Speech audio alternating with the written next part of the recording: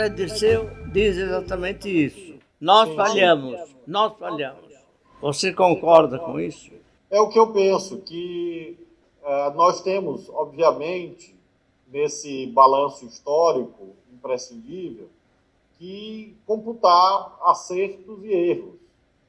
Não há dúvida de que os erros existiram, mas penso que, em meio a esses mares revoltos, nós temos um acervo mais expressivo de pontos positivos na nossa atuação histórica recente, do que propriamente falhas.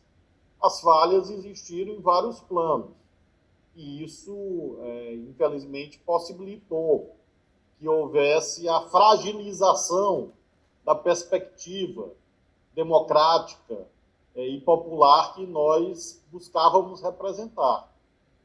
Menciono a título de exemplo a temática do consumismo. Acho que não houve a distinção adequada entre a meta justa de construir um mercado de consumo de massas, ou seja, democratizar o acesso a bens, produtos e serviços, porém, não transformando isto numa ideologia, numa deformação que acabou ensejando, por exemplo, a proliferação dessas visões supostamente meritocráticas que ignoram a dimensão coletiva das conquistas. Então, creio que seria muito importante, naquele momento, nós termos uma outra agenda que não fosse apenas a do mercado de consumo de massas como prioritária. Quer dizer que, desse ponto de vista, a esquerda falhou? Não há dúvida, porque a infalibilidade não é um atributo humano. Então, eu não compactuo com certas visões, quase como de autoflagelação, segundo a qual tudo que aconteceu de errado no Brasil nos últimos anos deriva da esquerda. Os outros campos políticos também atuam. Existem as mudanças de cenário internacional e nacional. Eu creio que comparecemos ao Tribunal da História, nesse instante, em condições de apresentar um projeto renovado. Acho isso mais importante. Compreender que temos, sim, glórias do passado, mas o prioritário, nesse instante, é a apresentação dos sonhos do futuro. Aprendendo com os erros, não há dúvida, mas, porém, realçando os acertos e apresentando uma perspectiva histórica renovada, um programa político renovado, capaz de novamente recuperar a hegemonia política e cultural do Brasil. Eu vou citar um autor italiano, em sua homenagem, um certo Antônio Gramsci, que falou do interregno. Nós estamos exatamente nesse interregno. E o interregno, ou seja, essas transições, que você não tem propriamente uma direção clara na sociedade, é marcado por esses sentimentos. Agora, nós não podemos nos abater, porque é verdade que acontecem, nesse instante, muitos retrocessos. Porém, ao mesmo tempo, há luta. Há muita resistência no plano institucional, no plano popular. No a plano resistência cultural. da Casa Grande. Claro que essa dualidade Casa Grande e Senzala é muito forte no Brasil. Nós sabemos como no Brasil, como você menciona, nós nunca tivemos a implantação, a rigor, mesmo do liberalismo político. Os cânones do liberalismo político não chegaram a ser plenamente implementados no Brasil. Eu creio que nós só viemos a experimentar mesmo algo que se aproxime do liberalismo político, do estado do bem-estar social, Sim. Agora pós-ditadura militar. Nós tivemos uma tentativa de constituição de um espaço público, de uma vida nacional, a partir dos anos 40, anos 50. Nós tivemos a experiência do trabalhismo, do nacional-desenvolvimentismo, toda a vida cultural. Sem dúvida, sem dúvida. Agora, mais vivamente, nós passamos a experimentar essa ideia de Estado Democrático de Direito, direitos sociais, etc., mais proximamente. E daí, Mino, que se compreende a densidade da reação. A reação deriva exatamente disso, porque é uma ruptura profunda. Aqui Ou uma tentativa de romper profundamente com algo que marca a vida brasileira desde sempre, sim, que é essa desigualdade obscena. Nós temos este ingrediente a mais, que é a tutela militar desde sempre, essa visão estamental, de poder moderador, de quarto poder, de árbitro da Constituição, como se os militares não exercessem uma função administrativa. Na verdade, eles não fazem as leis, eles executam leis no que lhes compete, definido no artigo 142 da Constituição. Agora, o conjunto dessas marcas, de fato, conduz a uma conjuntura muito difícil. Você tem razão. Desigualdade social, ausência de marcos democráticos e liberais sólidos. Nós tenhamos também essa descontinuidade institucional marcada, inclusive pelas rupturas promovidas pelo estamento militar na vida brasileira. Você tem razão em tudo isso. Eu não disputo esse diagnóstico. O que eu acho é que nós temos que extrair dele energia transformadora, porque há caminho. Lembrei até de um verso do Ferreira Goulart, grande poeta. Não era propriamente, no fim da vida, muito arguto politicamente, mas sempre um grande poeta. E ele tem um verso que ele diz exatamente isso. Caminhos não há, mas os pés na grama os inventarão. Então você sempre tem essa perspectiva transformadora, que eu acho que há sinais hoje na vida brasileira muito contraditoriamente animadores. Veja você, nós estamos diante de uma corrente de extrema-direita no poder com base popular, pela primeira vez na história brasileira. Isso acontece. Você conhece a história de outras nações, mas isso nunca havia acontecido no Brasil com essa largueza. Mesmo populistas de direita sempre foram figuras regionais, desde Jânio Quadros a Carlos Lacerda. Figuras regionais, não figuras nacionais. O bolsonarismo tenta ser uma corrente de opinião nacionalizada. Mesmo assim, com essa força, e tendo o patrocínio hoje da política ainda dominante nos Estados Unidos, eles não conseguem quebrar a resistência como eles gostariam. Porque há uma resistência institucional sólida. Então, eu não sou adepto daquela frase um tanto quanto ingênua e, a meu ver, imprecisa, segundo a qual, abre aspas, as instituições estão funcionando, fecha aspas. Não compartilho disso plenamente, mas, por outro lado, você identifica, mesmo no interregno de que Gramsci falava, você identifica contradição. Você tem, por exemplo, uma sólida maioria de governadores de estados resistindo ao poder despótico que o presidente da República visa encarnar. Você tem uma situação de equilíbrio de forças no Congresso. Você tem um papel hoje do judiciário cheio de problemas daqui da colar, e eu conheço também, mas ao mesmo tempo é este judiciário que tem procurado combater as milícias, esses aparatos paralegais que estão atuando nas ruas e nas redes sociais. Então você tem sinais. Esse país vai para o desastre final. Não é por acaso que amigos meus estão indo embora. Estão indo embora, estão deixando o país. Gente que pensa. É nisso que nós estamos metidos. Também. Eu compreendo bem o teu desafio, mas e há sinais muito, concordo, como disse, com a preocupação em vários planos, mesmo essa temática imediata da saúde pública. Porém,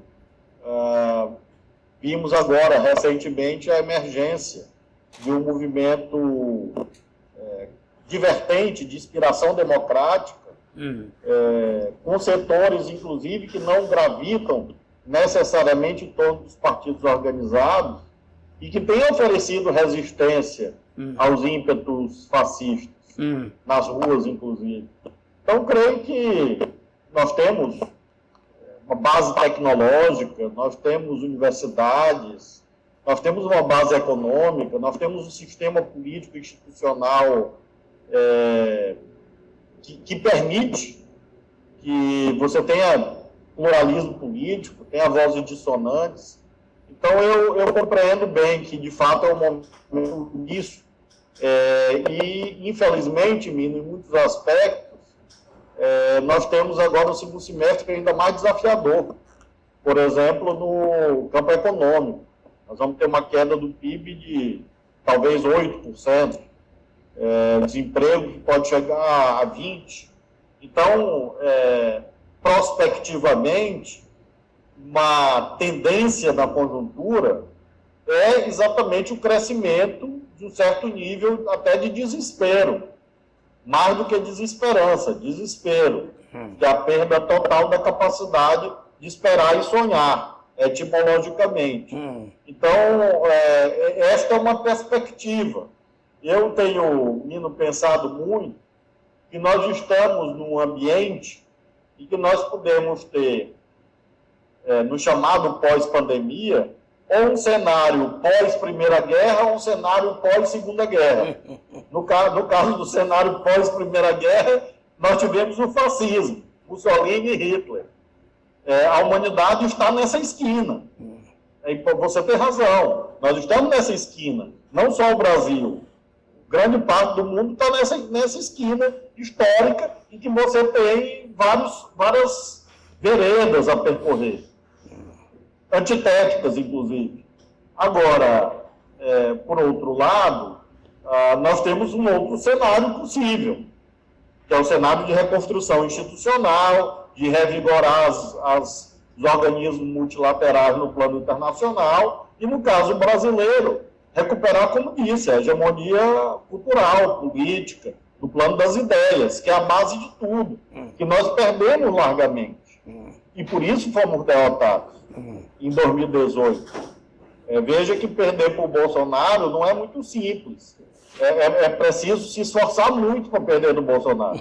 Porque é uma caricatura de tudo. Nós conseguimos perder, né? Um dos seus grandes méritos, entre muitos outros, eu tenho por você uma grande admiração, é o senso de humor, né?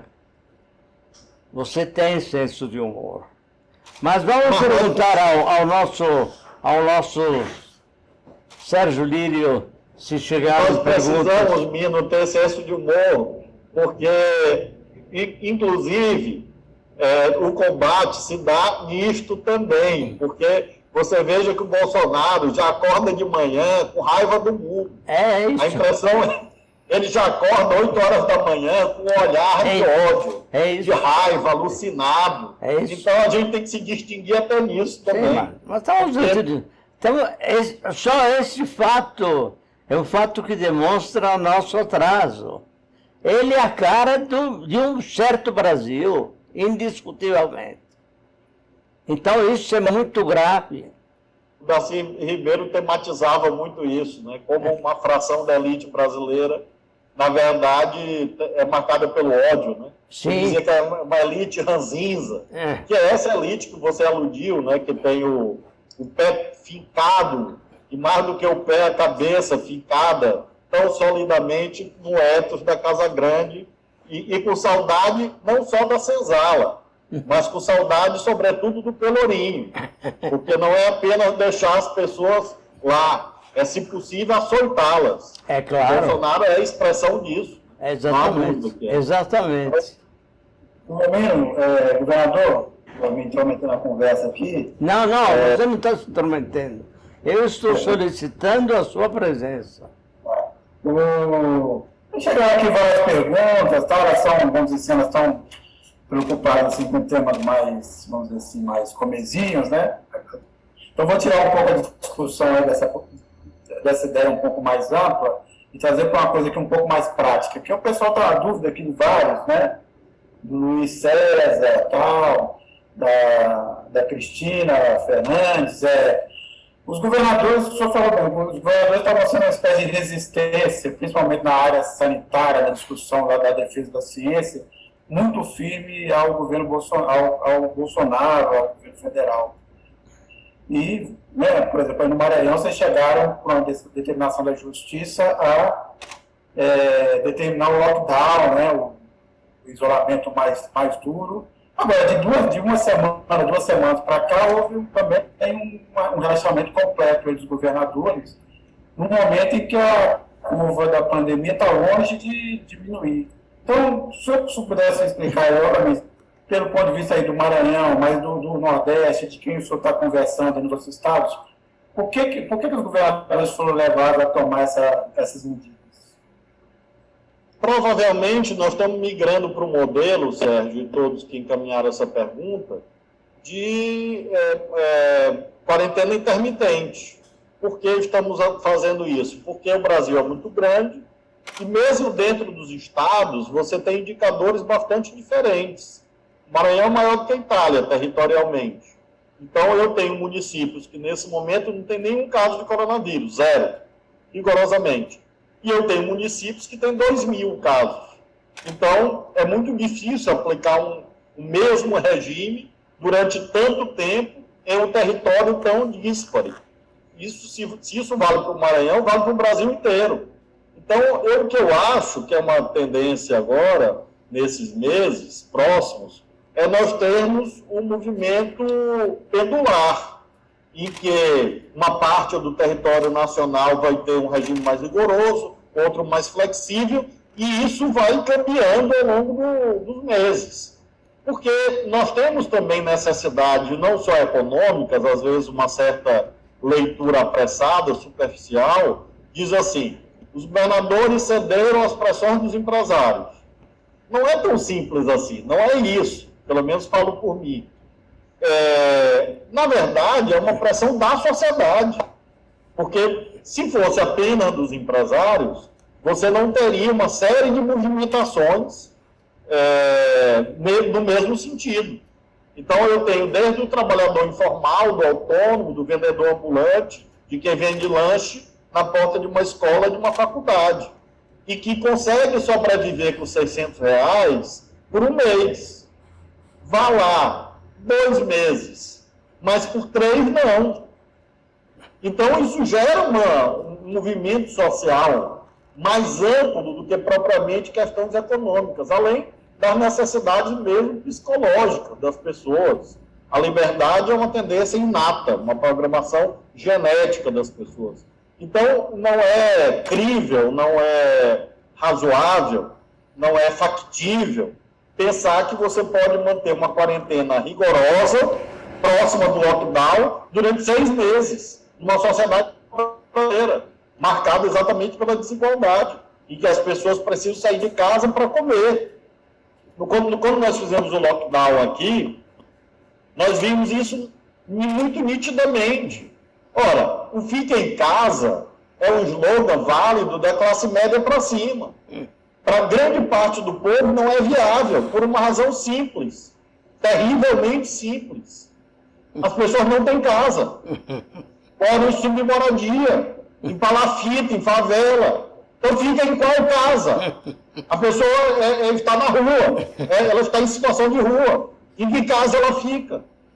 Então, é o que eu chamo sempre de alfândega epistemológica.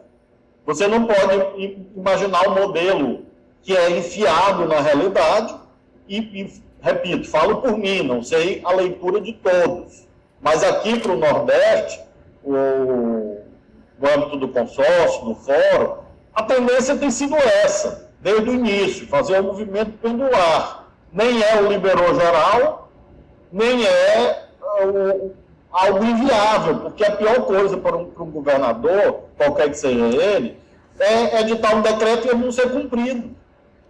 Aí você vai fazer como? Vai prender todo mundo? vai colocar no estádio de futebol todo mundo encarcerado. Então você tem que fazer um movimento pendular, né? Entre o lockdown e o Black Friday, você tem matizes, você tem nuances. E nós estamos nesse momento de nuances. Aqui no Maranhão não tem liberou geral. E na imensa maioria dos estados não tem liberou geral. Você tem um regime sanitário distinto do que você tinha há um mês atrás. Mas existe um regime sanitário. E vai continuar a existir, provavelmente o resto do ano. Nós estamos agora debatendo a situação das escolas, das aulas. Enfim, acho que essa é uma tendência, essas quarentenas intermitentes. É isso que nós vamos conviver nos próximos meses. E de modo regionalizado. Não vai ser o mesmo regime no Brasil, porque isso é impossível no país continental. Ô, governador, tem aqui outras perguntas também aqui que se repetem muito, é sobre o Brasil sobre Bolsonaro. Primeiro, que muita gente quer saber se o Brasil consegue sobreviver a mais 3 anos de Bolsonaro até 2022, na melhor das hipóteses, e se o senhor acha que tem espaço para um impeachment, se esse cenário é realista. Juridicamente não há dúvida que há espaço. Ou seja, numa análise do artigo 85 da Constituição, uma análise da Lei 1079 de 50 e uma análise do Código Penal, conduz ao cometimento de uma série de atos ilícitos que, se fosse uma aplicação de mero silogismo aristotélico, conduziriam ao impeachment. Premissa, conclusão. Mas o silogismo tem outros temperos. E os temperos são ditados pelo fato de o processo de impeachment não ser puramente jurídico. Ele é ontologicamente também político. Os fatores políticos não estão maduros nesse momento. Erra quem pensa que é um mero ato de voluntarismo. Não é. Você tem que analisar a situação concreta. No palco onde isso se desenrola. Ou seja, no Congresso. Nós não temos 2/3 para fazer impeachment. Hoje, não existe. Nós não temos nem metade. Imagina 2/3. Mas então imagine...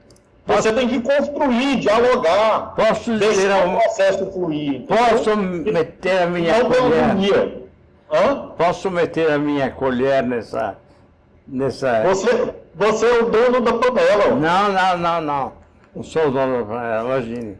Você é o dono da panela. Mas como é possível, digamos, admitir que esse Bolsonaro resulta de um golpe que começa com a Lava Jato e que contou com a colaboração intensa, definida, claríssima, dos poderes da República. Os poderes da República, esse STF ao qual você se refere, esse Congresso, aprovaram todas as mazelas, todas as porcarias, todas as velhacarias cometidas contra o povo brasileiro. Apoiaram todas. Esse povo ignaro, que súcubo, que aceita qualquer coisa. Essa é a realidade dos fatos, infelizmente. O que eu acho necessário, Mino, é sempre analisar todas as faces do processo. Porque ele não é tão linear assim. Concordo com você que o Congresso aprovou coisas com as quais eu não concordo e não concordava. Teto de gasto na Constituição, por exemplo, o próprio impeachment da Dilma, que não tinha causa constitucional legítima, alguma, zero. Tanto que até hoje ninguém sabe dizer o que são as tais pedaladas fiscais. E o tribunal que condena sem provas. Esse esoterismo jurídico que inventaram, chamaram isso de direito excepcional. Agora criaram uma doutrina nova, que é a doutrina do não estica a corda. Eu fui juiz 12 anos, eu nunca ouvi isso. Não estica a corda significa o seguinte: todos podem ser julgados, menos o Bolsonaro. Porque se o Bolsonaro for julgado, isso estica a corda. E as Forças Armadas não aceitam. Então, esse são os exotismos jurídicos que vão surgindo ao longo do tempo. E concordo com você, mas, por outro lado, você não pode negar que o fato de estar ocorrendo hoje tantos ataques a essas instituições são reveladores também dos seus acertos, dos seus méritos. Me refiro a um dos temas, por exemplo, mais agudo das democracias contemporâneas, que é o tema da manipulação das vontades e das consciências por intermédio da internet, das redes sociais, fake news, etc. O sistema institucional brasileiro falhou gravemente, porque em 2018 permitiu que isso acontecesse, à vista de todos. Ninguém pode alegar que não sabia. Estava acontecendo, foi denunciado, inclusive, por vários veículos de imprensa, contemporaneamente aos fatos. Agora, temos processos na Justiça, no Supremo e no TSE, que permitem a reconstrução dos fatos tais como aconteceram em 2018 e continuam a acontecer. Quem está hoje puxando, na prática, o fio da meada é o judiciário. Então, eu acho que a gente não pode jogar tudo fora.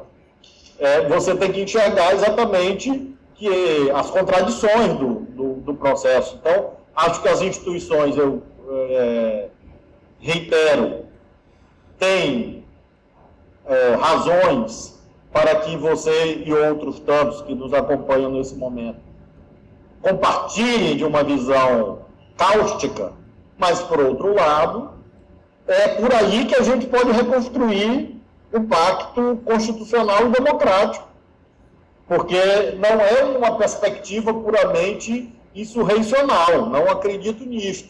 Eu, Flávio, não acredito nisto. Eu acredito que nós temos um processo contraditório em curso, típico do fim dos impérios, porque o pano de fundo disto tudo está fora do Brasil.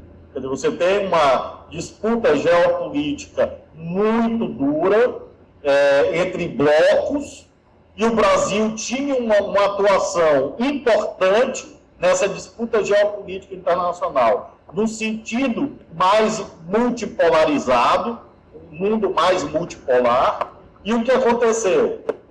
Houve uma ingerência na soberania brasileira para forçar um novo alinhamento geopolítico do Brasil.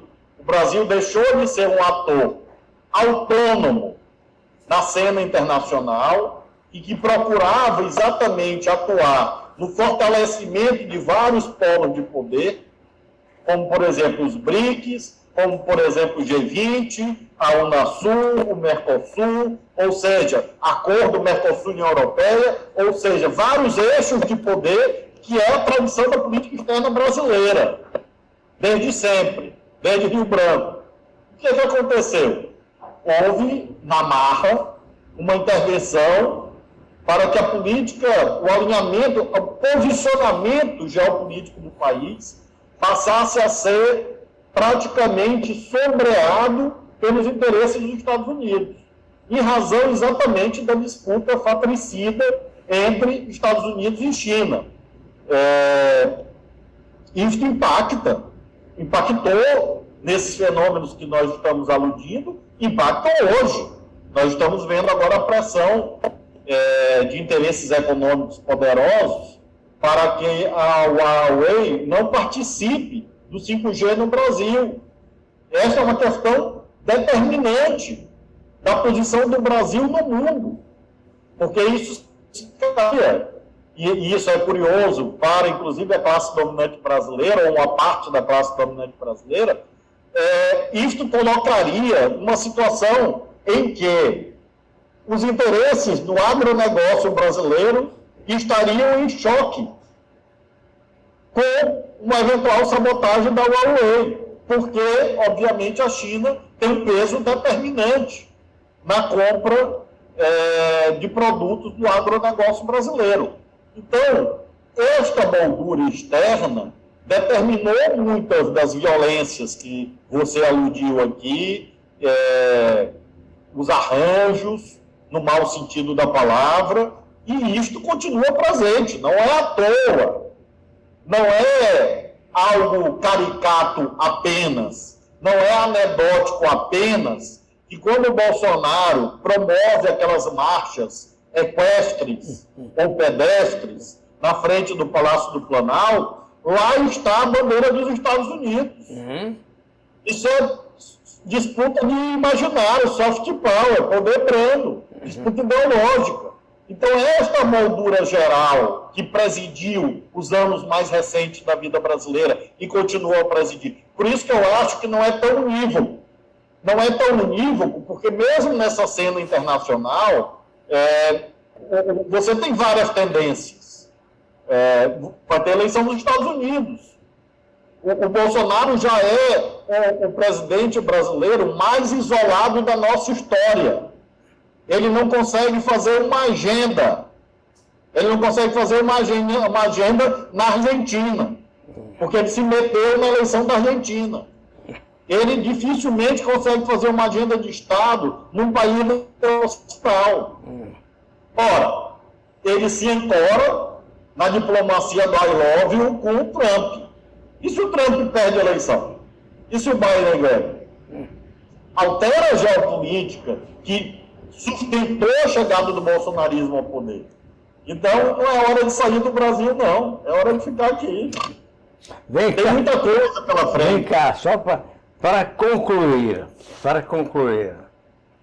Você, portanto, é otimista. Eu junto aquela... É um lugar comum da filosofia, repetido por vários, entre os quais, novamente, por Gramsci. É pessimismo na análise, otimismo na ação.